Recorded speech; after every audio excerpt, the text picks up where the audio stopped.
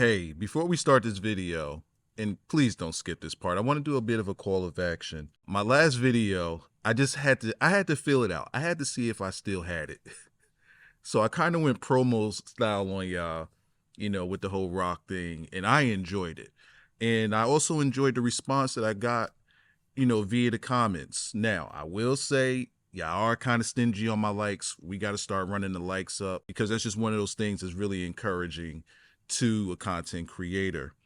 Another thing that I want to mention is my social media. I have all of those in my description. And if you can, you can. I want y'all to follow me on whichever platforms you guys see fit. I've been very active on Twitter. If you guys think that my takes on my videos is something, you should see what I say on Twitter is probably worse. My Discord is infinitely worse. And no, y'all can't get into there because I would get canceled. But Twitter and Instagram is, kind of the way to go with me. Another thing I want to mention is the channel memberships and any channel support. I have links for that in the description as well. Those things, will help greatly to improve not just the channel itself, but just to improve me getting back into doing this a lot more often. I work a hell of a lot, and at the moment I can't really take time away from work to put in to doing more content because there's just no income here. But I will say I mentioned it in the end of the last video where I mentioned channel memberships and channel support. There was somebody that sent me a Cash App. I don't know where this came from, but somebody named Jeremiah sent me a very handsome Cash App out of nowhere. It was after I dropped one of my videos, but it was in the middle of the night. He didn't leave a message or nothing. So salute to him. I appreciate that Cash App if you came from these videos. And also welcoming back a channel member and a huge supporter of this channel through the years. And when I say huge supporter, I mean he's carried me for a pretty long time at this point, and that goes to SGA Hornet. I appreciate you rejoining as a channel member. Now, we are going to get into this video because I have a question. The Rock is back in WWE.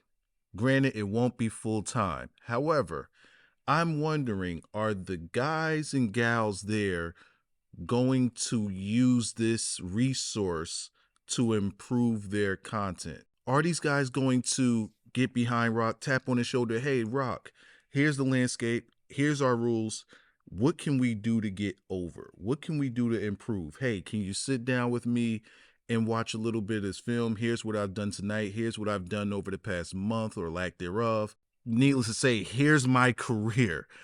What do you see that I can improve on that's going to help me get over the hump?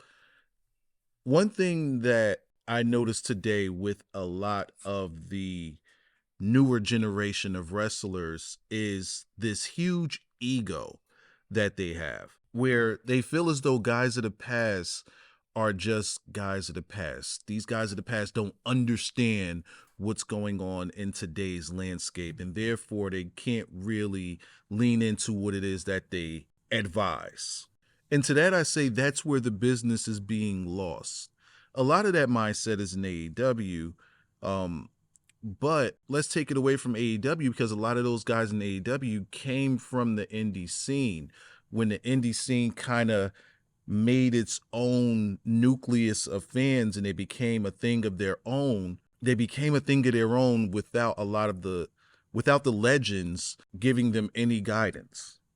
So to that, they kind of trailblazed their own way in their own mind, and they made it to a certain level, and they did it without thinking that they could use the help of any legends. So now when a guy tries to reach back and help out or offer any services or resources or advice, they shun them. Look no further than what they did to CM Punk, as if his word was no good, as if what valuable information he had was worthless to them.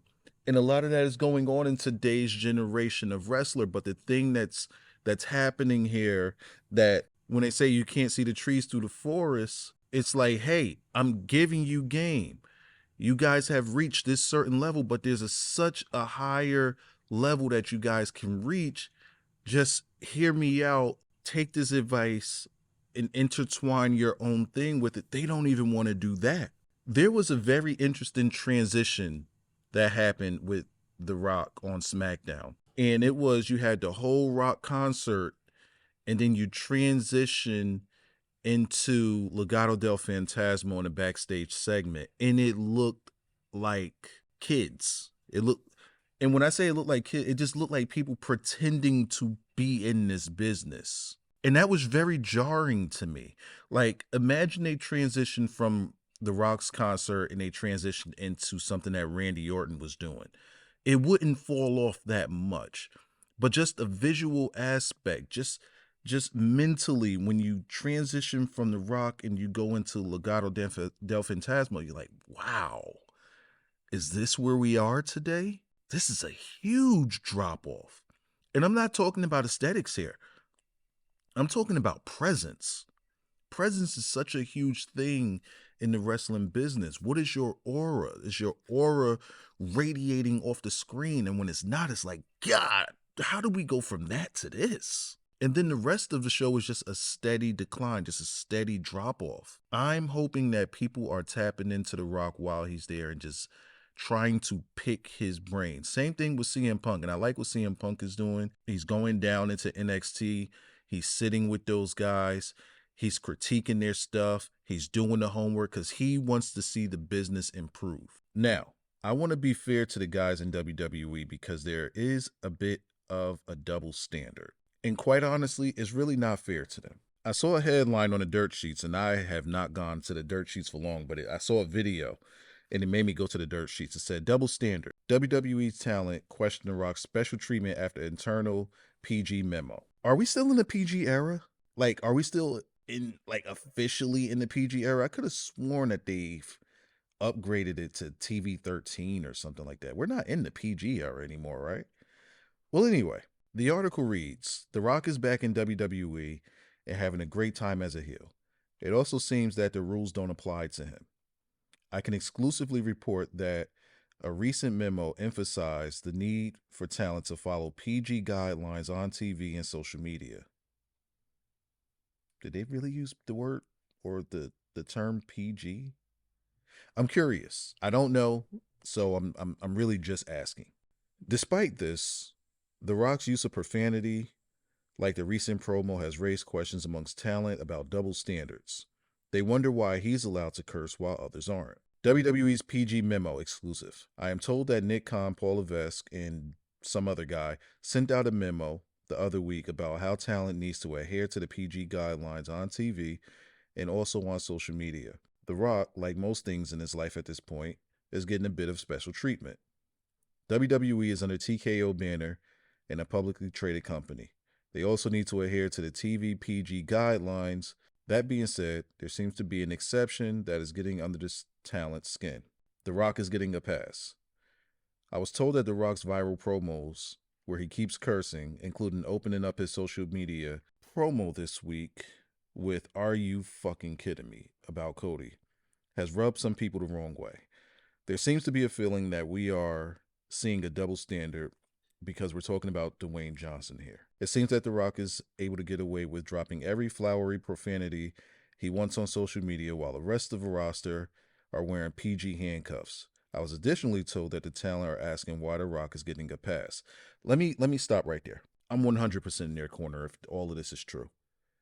If they have to follow these specific guidelines of PG and The Rock gets to turn up, the words handcuff, PG handcuffs, it's so strong right there. Because at that point, it's like, what can they do?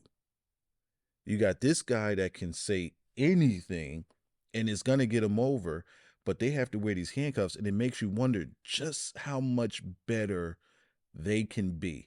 Just how much of a more captivating television show can they put on if these guys weren't handcuffed?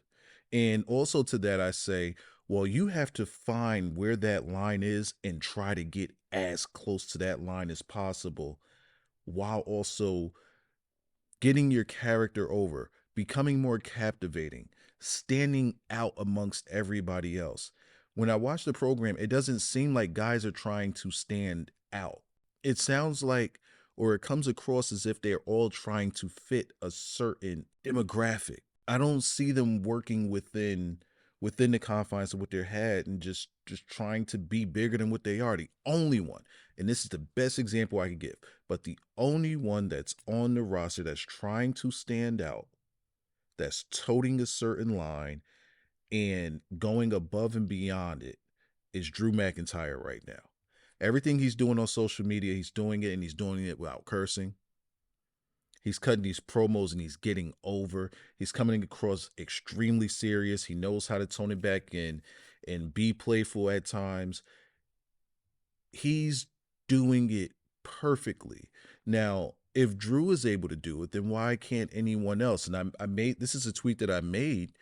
I'm not going to pull up the tweet because it was a few weeks ago, but it seems like Drew is the only one that knows how to use social media correctly to help evolve getting his character over. Roman Reigns does not use Twitter whatsoever, except for the point in the air. Now, he'll use Instagram to film his thoughts while he's riding a bike in the gym. He doesn't really do it often, but a lot of, like, Drew knows how to engage with the audience. And a lot of these other guys aren't doing it. Drew's engaging with his audience, and he's also furthering his storylines with it. Whereas no one else on social media seems to be trying to stand out. It's really, really weird how they use social media. It's really weird. But whatever it is that they're doing, they're not trying to get over. And that's their fault. That part right there is on them. Back to the article. I was told that the thinking is that even if he is a big movie star, shouldn't everyone be able to play by the same rules? So he can curse and use that to get over, but everyone else is handcuffed. Well, let's be fair about this. The only curse word that Rock is saying that no one else can say is fuck. Every other curse word seems to be good to go. Hell, damn, bitch, which is probably worse than fuck. They spam bitch. How do we get away with bitch, but we can't get away with anything else? So yeah, I do curse, but it's how you get away. Like, how do you implement these profane words into your promo? Rock isn't getting over with his promo just because it has some profanity in it. It's not really much profanity in it. Rock is very insulting with his promo. He says very edgy things that can really turn off a certain demographic. That is the part that no one else seems to want to do. But The Rock is doing it, calling people crackheads, talking about the pregnancy rate in some places, like how dumb places are. Like, he's doing what everyone else has been doing. Now, granted, the crackhead part, that part right there is a little bit different. But that right there is towing the line. How far can we go? Crackhead's not a curse word. Like, were we told not to use crackhead? Now, granted, you can't, you probably can't use crackhead. You probably can't talk about pregnancy rates and things like that. But how far can you go? Where does your brain take you? That's on the wrestler to figure out. That's not on Rock. It's not like he's out there spamming curse words. So there are some in there, but people in WWE they haven't stopped. Well, they've been cursing for probably about a good, I don't know, since the women's revolution started back up. They started singing spamming bitch. So nah, you can miss me with that one. So that's all of the important parts about the whole double standard article that I needed to cover. And everything that I needed to say, I feel like I got out in this video. So what are your thoughts, right? And let me also say this about comments. Again, I appreciate your comments. Definitely the engagement helps. And I like that you guys are actually going back and forth with me in the comments when I do respond. However, I will say this. When you leave a comment, can you leave more than 3 words? Please, is that asking for too much? Can you leave me a complete thought? Tell me that's not asking for too much. Like, if you're leaving a comment and it's like, all right, let me just say this one thing. When you're saying it, I want you to say because. Or if you're leaving through, I want you to say why this is that you think this way. Like, just leave me a complete thought so I can have something to respond to when, Yeah. Anyway, that's all for this video. Again, run me my likes. Don't play with my money. And I'm out of here.